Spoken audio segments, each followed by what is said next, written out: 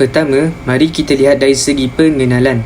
Dalam konteks ayat ini, terdapat definisi etika dalam bahasa Melayu, iaitu membawa maksud kepercayaan ataupun pendapat terhadap sesuatu perkara, sama ada perkara itu adalah benar, salah maupun baik ataupun buruk.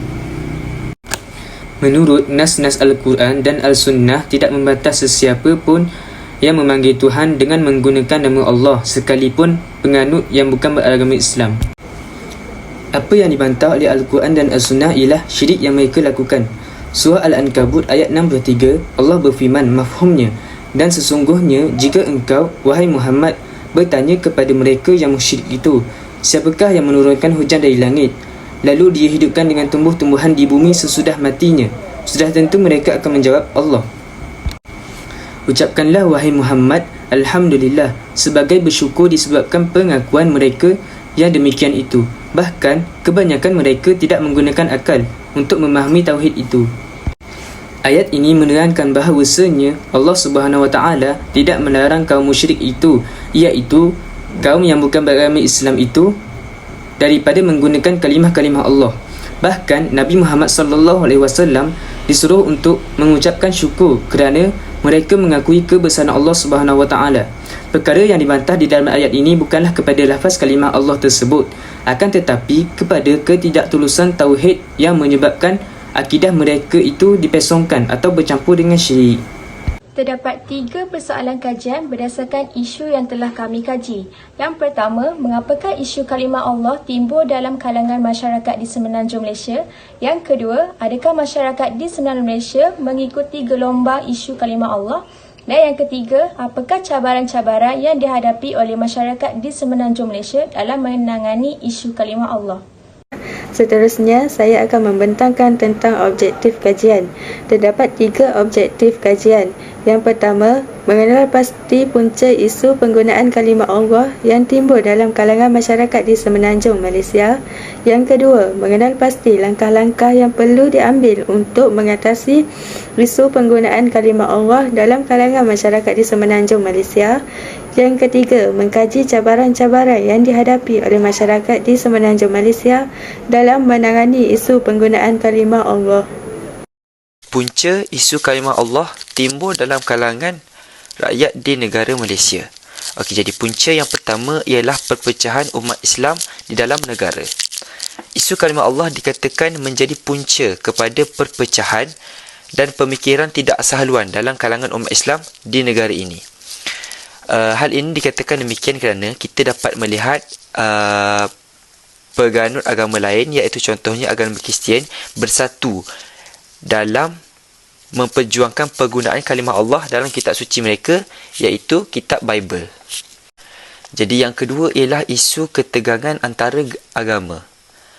Sebarang perkara yang menyentuh berkaitan dengan isu agama, secara tidak langsung perkara ini akan berkait dengan nilai sensitiviti, dan perkara ini mestilah dijaga dengan cukup baik. Yang ketiga ialah golongan bukan Muslim menggunakan nama Allah. Di Malaysia terdapat pelbagai agama, antaranya agama Hindu, Buddha dan Kristian. Namun begitu, ada agama selain Kristian yang sejak dahulu lagi menggunakan nama Allah dalam teks mereka, iaitu agama Sikh. Terdapat 4 langkah-langkah yang dapat diambil bagi mengatasi isu penggunaan kalimah Allah dalam kalangan masyarakat di Semenanjung Malaysia. Langkah yang pertama ialah peranan Majlis Fatwa Kebangsaan. Majlis Fatwa Kebangsaan hendaklah segera bermesyuarat dan bersuara mengenai fatwa serta cakna akan isu penggunaan kalimah Allah.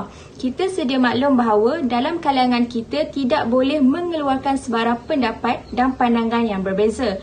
Terdapat individu dan kumpulan tertentu yang memberi kenyataan yang bersifat populis tanpa berfikir akan kesan terhadap agama dan masa depan umat Islam di negara Malaysia ini.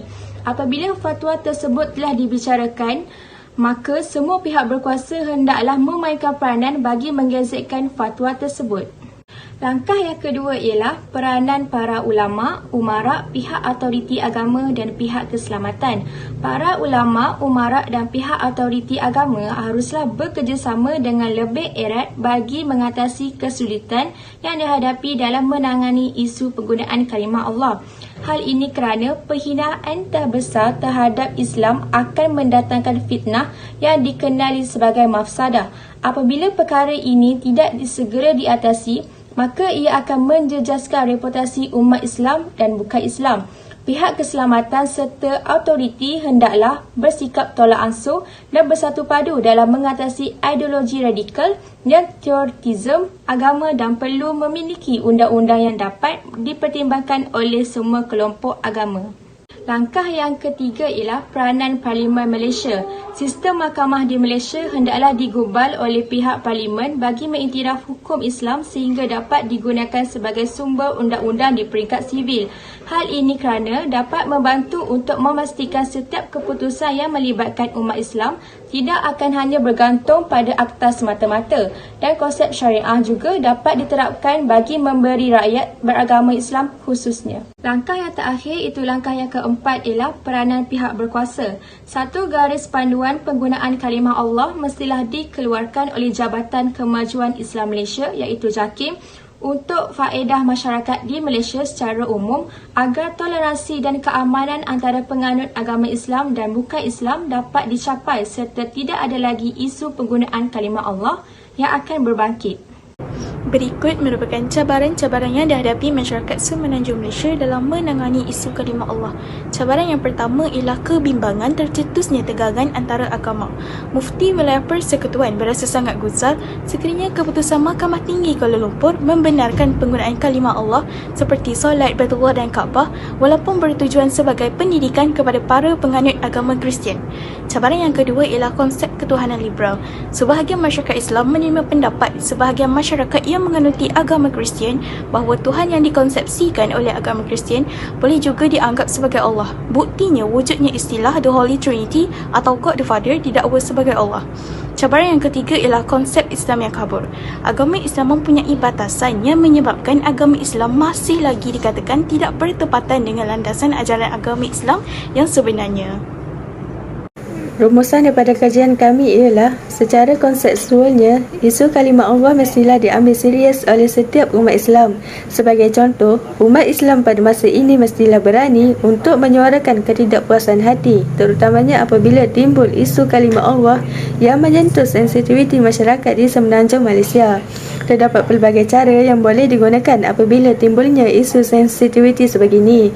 Oleh itu, setiap umat Islam mestilah bijak untuk mengatasi isu kalimah Allah ini agar tidak mencemarkan imej agama Islam seperti menunjukkan akhlak dan perwatakan yang baik terhadap masyarakat yang menganuti agama yang lain serta tidak terikut-ikut dengan emosi, malah sebaliknya menggunakan akal fikiran bernas yang telah dikurniakan oleh Allah Subhanahu Wa Taala.